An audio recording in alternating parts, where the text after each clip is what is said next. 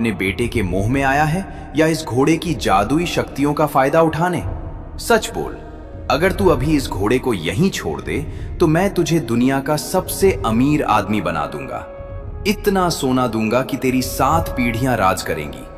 क्यों एक जानवर और एक मर चुके बच्चे के लिए दर दर भटक रहा है? बोल, क्या चाहिए, सोना या ये घोड़ा? वृक्षराज, आप मुझे भड़काने की कोशिश मत कीजिए। आपका सोना मेरे किसी काम का नहीं अगर मेरा परिवार मेरे साथ न हो। ये घोड़ा मेरा हमसफर है, मेरी जान है, और मेरा बेटा, वो मेरा लालच नहीं, मेरा कलेजा है। मुझे आपका खजाना नहीं चाहिए, मुझे मेरा बेटा और इस घोड़े का साथ चाहिए। तुम दोनों पगली परीक्षा में पास हुए। तुम्हारा इरादा नेक है और तुम दोनों का जुड़ाव स्वार्थ से ऊपर है, लेकिन नागेश्वर नगरी के द्वार पार करने के लिए तुम्हें मेरी दूसरी परीक्षा, बुद्धि परीक्षा से गुजरना होगा। तुम दोनों को एक एक सवाल का जवाब देना होगा। अगर गलत दिया तो पत्थर के बन जाओगे। पहला सवाल तुझसे, वो क्या है जो रोशनी में तो तुम्हारा साथ देती है पर अंधेरा होते ही साथ छोड़ देती है? परछाई महाराज। दूसरा सवाल, वो क्या है जो बीमार नहीं होती फिर भी उसे गोली दी जाती है? बंदूक महाराज। अद्भुत। साहस के साथ साथ बुद्धि का मेल दुर्लभ है। तुम दोनों ने साबित कर दिया कि तुम इस जादुई दुनिया के रहस्य जानने के हकदार हो। जाओ, वो सामने दिख रही सुनहरी गुफा ही तुम्हारी मंजिल है।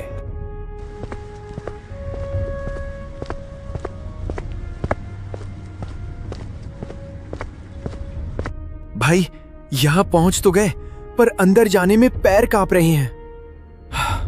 क्या सच में इस अंधेरी गुफा में मेरे बच्चे की धड़कनें वापस मिलेंगी? हिम्मत मत हारिए जगदीश जी, अब डरने का समय बीत चुका है। यही वो जगह है जहां प्रकृति और परलोक की सीमाएं मिलती हैं। ये वही गुफा है जहां इंसान के दोबारा जीवित होने का वो रहस्य छिपा है जिसे सदियों से किसी ने नहीं जाना। इस रोशनी में एक अलग ही खुशबू है, बिल्कुल वैसी ही जैसे मेरे बेटे के कपड़ों से आती थी। यहाँ की हवा पवित्र है। यहाँ कदम रखते ही हमारे कर्मों का लेखा जोखा शुरू हो जाएगा। अब संकोच मत कीजिए, मंजिल अब बस कुछ ही कदमों की दूरी पर है। अब अंदर चलो और याद रहे, अंदर जो भी दिखे उससे विचलित मत होना। ठीक है, मैं तैयार हूं। अगर मेरे बेटे को वापस पाने का रास्ता यहीं से गुजरता है तो मैं मौत के द्वार तक भी जाने को तैयार हूं।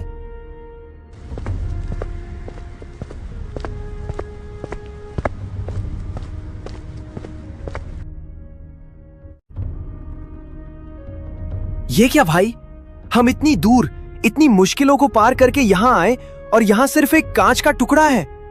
क्या ये आईना मेरे बेटे की जान वापस लाएगा? ऐसा नहीं हो सकता। ठहरिए जगदीश जी, जल्दबाजी मत कीजिए। ये कोई मामूली कांच नहीं, ये त्रिकाल जादुई आईना है। हमारे हर प्रश्न का उत्तर इसी के पास है, लेकिन अभी ये सुप्त अवस्था में है। इसे जागृत करना पड़ेगा, तभी ये हमसे बात करेगा। कौन है जिसने मुझे युगों बाद पुकारा है? बोलो, पहले अपनी पहचान बताओ, तभी मैं तुम्हारे सवालों के जवाब दूंगा। मैं जगदीश हूं, एक साधारण किसान जो अपने मरे हुए बेटे की भीख मांगने आया है। और तू, ए दिव्य प्राणी, तू कौन है? मुझे अपना नाम और लोक तो याद नहीं, पर इतना पता है कि मैं एक माँ का बेटा हूँ, इस बाप का साथी हूँ और एक भाई की हिम्मत हूँ। अद्भुत, तुमने अपनी आत्मा की पहचान बताई है। तुम्हारी इस सच्चाई से मैं बहुत खुश हूं। पूछो जो पूछना है, आज तुम जो भी बोलोगे वही होगा। बस एक बात बता दो, मेरा बेटा वापस कैसे आएगा? मुझे क्या करना होगा? ध्यान से सुनो, यहां से उत्तर की ओर अमर कुंड है। वहां जाकर तुम्हें जीवन की भीख मांगनी होगी। अगर तुम्हारी पुकार सच्ची हुई तो कुंड तुम्हारे बेटे को वापस कर देगा। और मेरे बारे में बताओ आईने, मेरे असली मालिक कहाँ हैं? क्या वो मुझे कभी ढूंढ पाएंगे? तुम्हारे मालिक पृथ्वी लोक पर आ चुके हैं। वे व्याकुल होकर तुम्हें हर जगह ढूंढ रहे हैं। वे तुम्हें वापस अपने लोक ले जाने के लिए बढ़ रहे हैं। भाई, अब वक्त बर्बाद नहीं करना चाहिए, हमें अमर कुंड की ओर भागना होगा।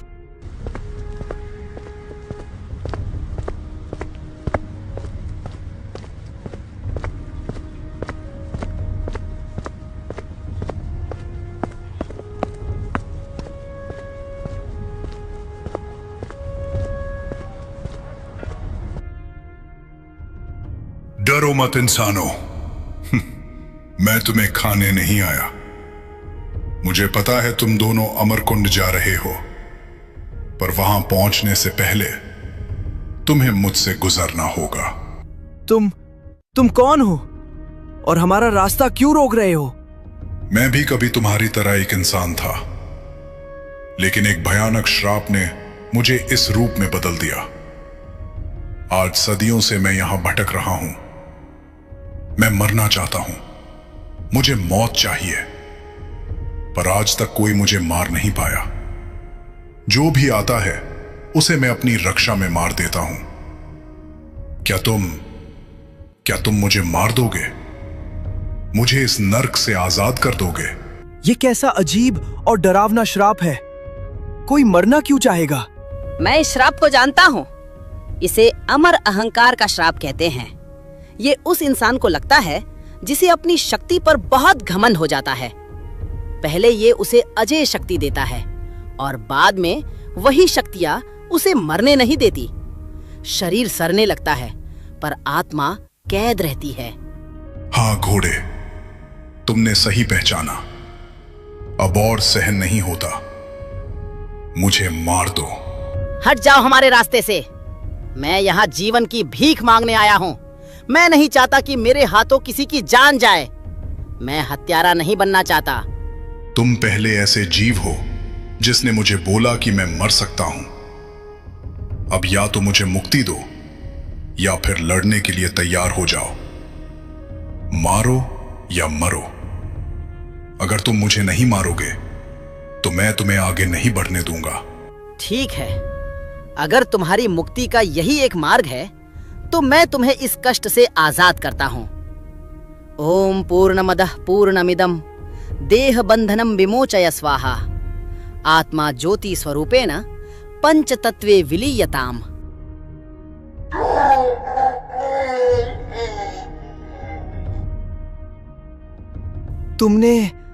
आपने उसे मुक्ति दे दी? ये वध नहीं था जगदीश जी, ये एक भटकती रूह का उद्धार था। चलिए, अमरकुंड अब यहाँ से बस एक ढलान की दूरी पर है।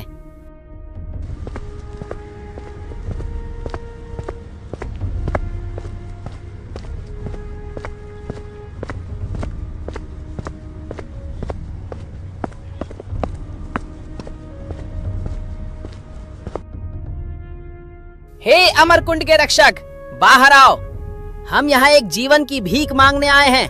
अपनी उपस्थिति प्रकट करो। भाई, ये तालाब तो बहुत डरावना लग रहा है। जगदीश जी, हिम्मत मत हारना। जैसे ही रक्षक प्रकट हो, बिना डरे अपने बेटे की मांग करना। लेकिन याद रहे, वो आपसे दो बहुत ही कठिन और अजीब सवाल पूछेगा।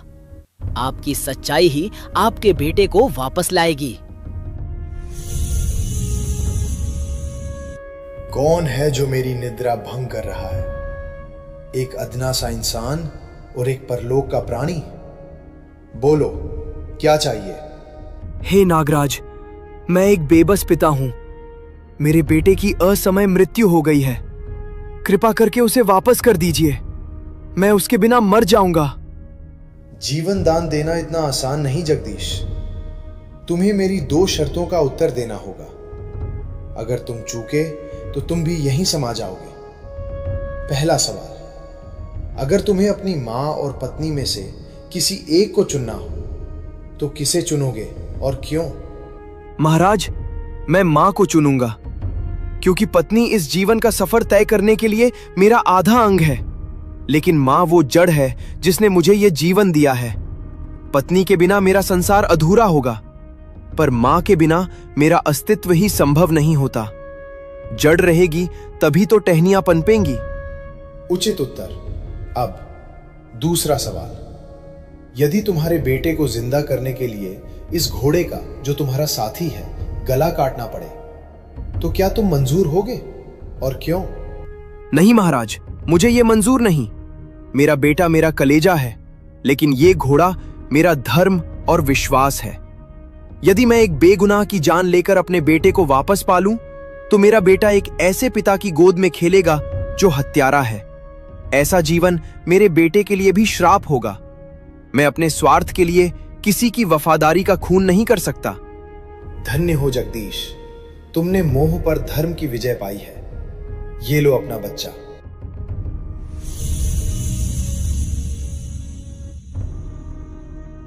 तुम्हारी सच्चाई ने इसे वापस कर दिया है। अब एक क्षण भी यहां मत रुकना। अपने बेटे को लो और यहां से तुरंत निकल जाओ। और याद रखना, पीछे मुड़कर मत देखना। अगर मुड़कर देखा तो वो फिर से पत्थर का बन जाएगा। जाओ।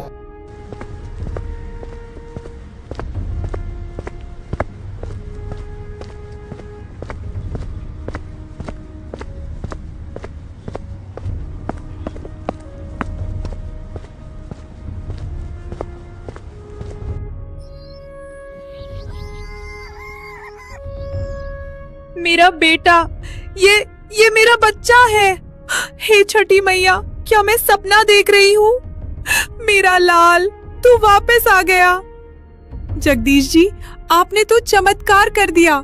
मेरी सूनी गोद फिर से भर गई। ये मैंने नहीं चंपा, इस घोड़े ने किया है। अगर ये साथ न होता तो आज मैं भी ना होता और ना हमारा बच्चा। बेटा, आज तूने साबित कर दिया कि तू सिर्फ इस घर का हिस्सा नहीं, हमारा रक्षक है। तूने मुझे जो खुशी दी है, उसके आगे ये दुनिया की सारी दौलत कुछ भी नहीं। तेरा ये एहसान मैं कैसे उतारूंगी? माँ, आपने मुझे बेटा कहा था, बस वही मेरा इनाम है। आज इस घर की खुशियाँ देखकर मेरा सफर सफल हो गया। चंपा, अब बस। आज जितनी बातें और जितना सफर हुआ है, उसे सहने की ताकत अब बची नहीं है। मेरा रोम रोम दुख रहा है और नींद मेरी आंखों को खींचे जा रही है। हाँ जी, आप बहुत थक गए हैं। जाइए, अब आराम कीजिए। भाई, तुम भी आराम करो। आज की रात सुकून की रात है। कल सुबह उठेंगे तो नई शुरुआत करेंगे। कल ढेर सारी बातें करेंगे कि अब आगे क्या करना है। अभी के लिए मुझे सोने दो।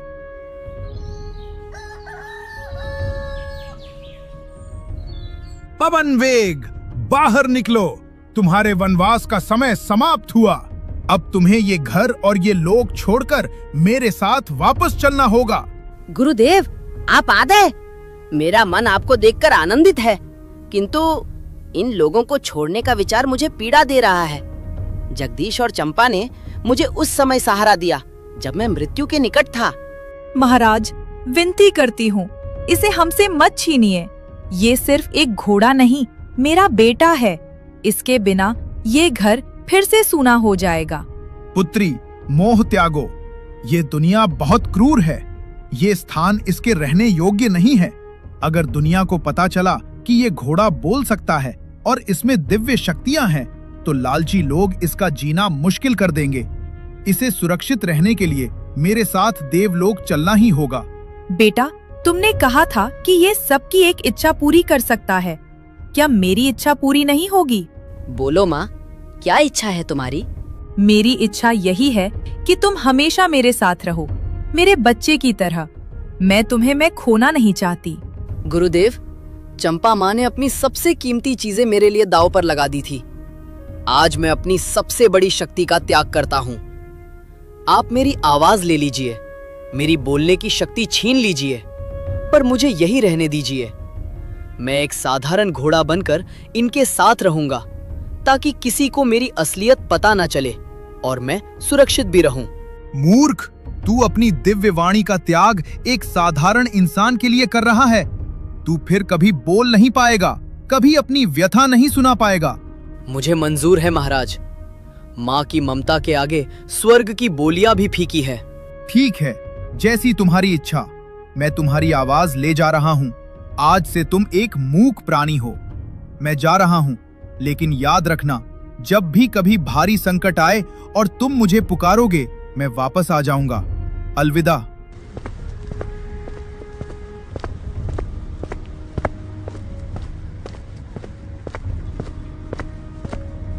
मेरा बेटा, तूने हमारे लिए इतना बड़ा बलिदान दे दिया। अब तू बोल नहीं सकता, पर तेरी धड़कनें मैं हमेशा सुनूंगी। चंपा, आज इंसानियत की जीत हुई है। अब पवन वेग हमेशा हमारे साथ रहेगा। तो दोस्तों, मेरी कहानी तो यहाँ खत्म हुई।